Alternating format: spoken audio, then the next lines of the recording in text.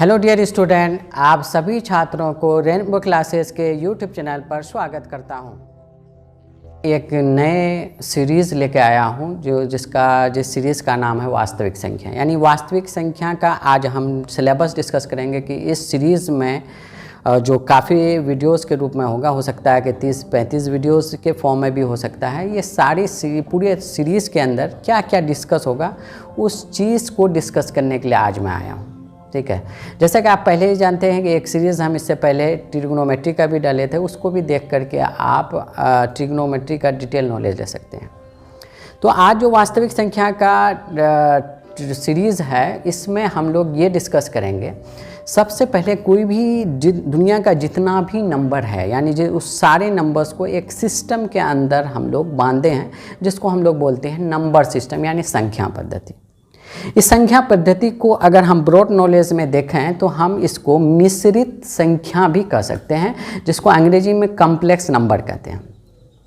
Complex number को अगर देखा जाए तो ये क्लास 11 में हम लोग कंप्लीट डिटेल नॉलेज में पढ़ेंगे कि कॉम्प्लेक्स नंबर क्या होता है, नहीं होता है। इसका सारा चीज़ फुल डिटेल नॉलेज हम लोग क्लास 11 में लेंगे।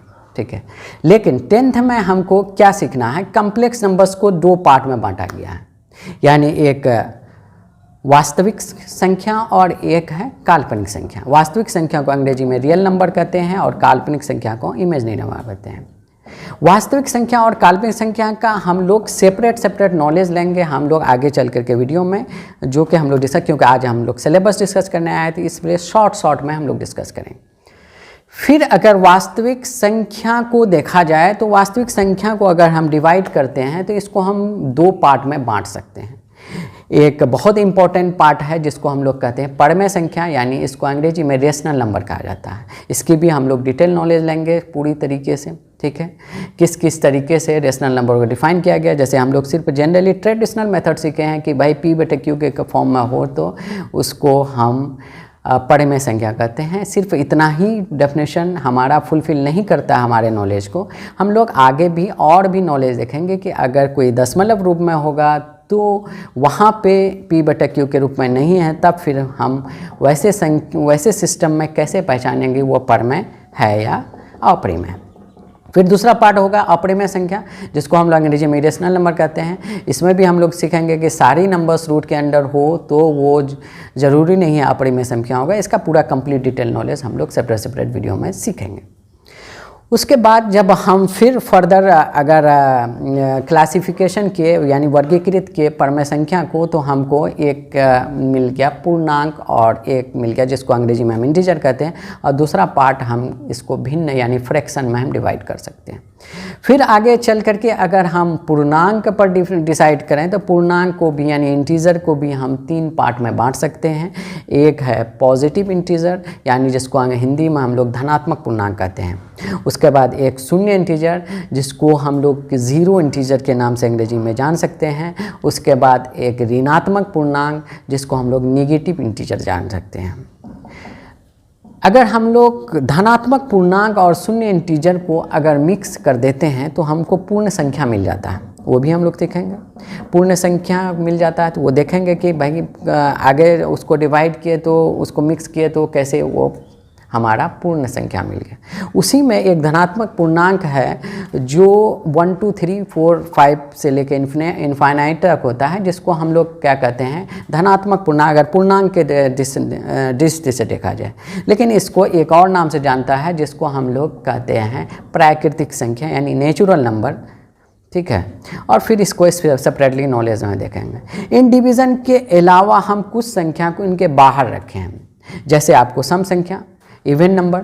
इवन नंबर, पहला इवन नंबर क्या हो सकता है? इवन नंबर का एक ही डेफिनेशन सुटेबल नहीं होता है कि भाई जो संख्या 2 से डिविजिबल हो वो सम संख्या है। ये कहीं न कहीं गलत है, क्योंकि कोई भी डेफिनेशन का, कोई भी परिभाषा को हम परफेक्ट तभी कर सकते हैं जब उसको 2-3 लॉजिक दे करके उसको हम परिभाषित करें। उसकी पूरी डिटेल नॉलेज हम लोग आगे वीडियो में लेंगे। फिर इसके बाद आता है ऑड नंबर जिसको हम लोग विषम संख्या कहते हैं, विषम संख्या का भी सामान्य रूप क्या होता है, या विषम संख्या का वैसा हमको एक फॉर्मूला निकाल दीजिए, वैसा एक सिस्टम तैयार करके दीजिए, वैसा एक मशीन तैयार कीजिए जिससे उससे विषम संख्या ही जनरेट हो, वो भी हम लोग डिटेल नॉलेज देखेंगे। फिर एक इम्पॉर्टेंट कॉन्सेप्ट है जिसको हम लोग कहते हैं भाज्य संख्या और अभाज्य संख्या, उसका भी हम लोग डिटेल नॉलेज लेंगे कि पहला अभाज्य संख्या क्या है, या 1 से 100 तक में अभाज्य संख्या कितना हो सकता है, 1 से 10 तक में अभाज्य संख्या कितना हो सकता है। तो इस तरीके से पूरे नॉलेज लेंगे हम अभाज्य संख्या के बारे में भी। और क्योंकि अभाज्य संख्या से अगर आप क्लास 10th के बोर्ड में देखिए तो इसमें काफ़ी क्वेश्चंस आते हैं सिर्फ अभाज्य संख्या के आधारित पर। फिर एक अभाज्य संख्या से रिलेवेंट एक और टॉपिक हम लोग सीखेंगे, अभाज्य गुणनखंड। यानी किसी भी अगर कोई संख्या है, बड़ा संख्या है, उसको गुणा के रूप में, अभाज्य गुणनखंड के रूप में, या अभाज्य संख्या को के गुना के रूप में व्यक्त कैसे करें, उसको भी हम लोग डिटेल नॉलेज लेंगे, क्योंकि इससे भी हमारा बोर्ड में 2 मार्क्स का क्वेश्चंस आता है हर साल। इसके अलावा फिर हम लोग देखेंगे कि इसका सबसे बहुत इम्पोर्टेंट जो है ये चैप्टर खास के जिस चीज़ के लिए बना है वह है एलसीएम और एचसीएफ। यानी यहाँ पे हम लोग एलसीएम भी निकालने सीखेंगे। एलसीएम का जो हम लोग ट्रेडिशनल मेथड बचपन से सीख के आए हैं, विभाजन विधि, और जो उसको भी हम लोग देखेंगे। उसके बाद कुछ क्या कहते हैं, एलसीएम का ट्रिक भी सीखेंगे कि एलसीएम को कैसे, एक बड़ा सा एलसीएम होगा तो उनको इन शॉर्ट कम टाइम पर कैसे 2 सेकंड में उसको सॉल्व कर सकते हैं, उसको भी हम देखेंगे। और जो भी अभाज्य गुणनखंड विधि से एलसीएम को कैसे निकाला जा सकता है और उसको कैसे निकालना चाहिए, क्या क्या ध्यान रखना चाहिए जिससे हमको ज़्यादा से ज़्यादा मतलब जितना मार्क्स है उसको 100% मार्क्स हम गेन कर पाएँ। क्योंकि बहुत सारी चीज़ ऐसा है जो हम लोग एग्ज़ाम में तो लिख देते हैं, लेकिन हमें लिखने का पैटर्न नहीं पता, कहाँ रफ करना चाहिए, उस कहाँ पे प्रेजेंटेशन कैसा हो, ये चीज़ को नहीं पता होने की वजह से हमको मेरा मार्क्स कम आता और हम लोग बोलते हैं कि हम मार्क्स बोर्ड में जनरल कर दिया, एवरेज मार्क्स कर दिया। ऐसा कुछ नहीं होता है। मैथ्स में आप जैसे लिखेंगे वैसे ही मार्क्स आएगा। और सबसे इम्पॉर्टेंट कॉन्सेप्ट जो आगे चल करके हम लोग एचसीएफ के बारे में सीखेंगे, क्योंकि ये चैप्टर्स खासकर वास्तविक संख्या का ये 50 से 60% जो डिस्कशन हुआ ये एचसीएफ पे। एचसीएफ का यहाँ हम 3 मेथड सीखेंगे। 2 मेथड यहाँ नहीं, एक मेथड यहाँ नहीं है, लेकिन हम लोग बचपन में जो सीखे हैं उसको भी हम लोग रिवाइज करेंगे, क्योंकि हमको पता है कि बहुत सारे स्टूडेंट्स 9-8 क्लास नहीं पढ़ के आते हैं, तो कम से कम उनको आसानी होगा। एचसीएफ का जो डिवीज़न मेथड, विभाजन मेथड से जो हम लोग बचपन सीखे उसको भी रिवाइज करेंगे। उसके बाद फिर हम लोग अभाज्य गुणनखंड विधि से एचसीएफ को कैसे निकालेंगे और उस पर क्या क्या ध्यान रखना चाहिए, उस चीज़ को भी हम लोग देखेंगे सेपरेट वीडियोस में आगे चल करके।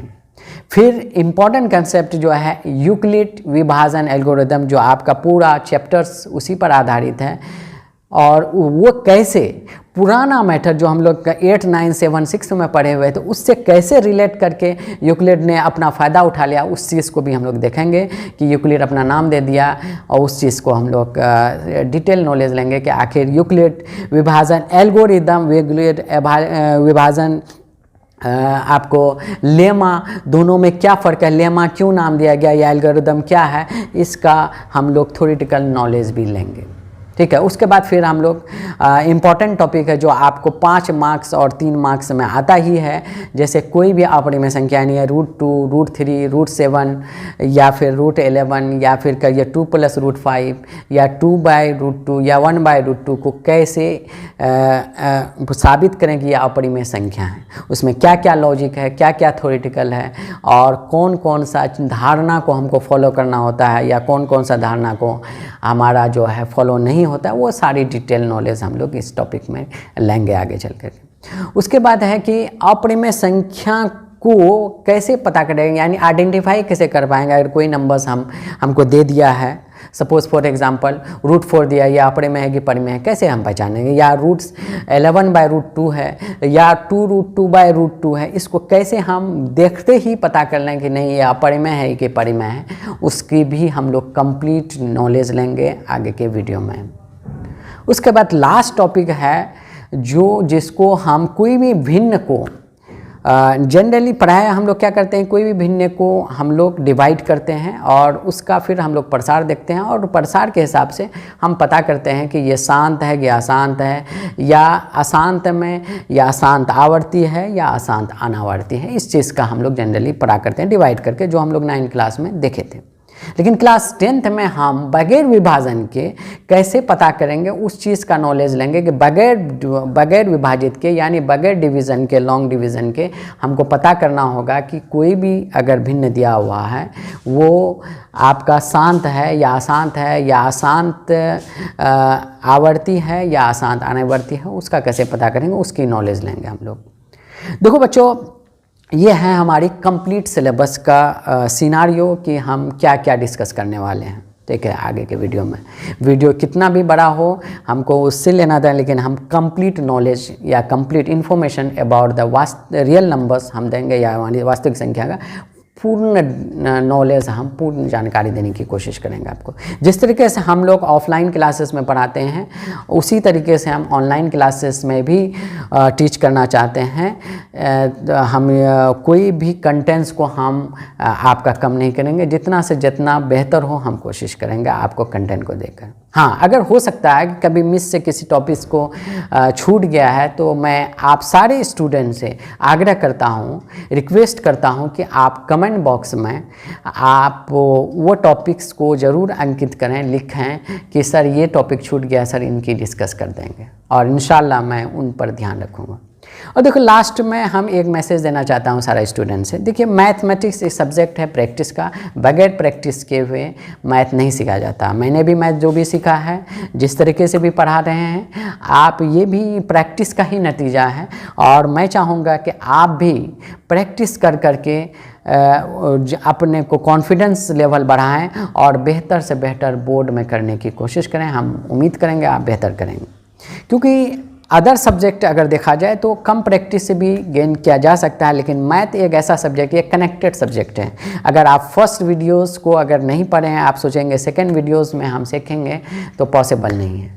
और मेरा मानना है कि मैथ्स को, जैसे हमारे यहाँ ट्रेडिशनल मेथड्स लोग क्या होता है, एनसीईआरटी के क्वेश्चंस को लिए और क्वेश्चंस करा दिए, उन्हीं क्वेश्चन में जो थ्योरी है वहीं पे डिस्कस कर देते हैं। ऐसा हम नहीं करते।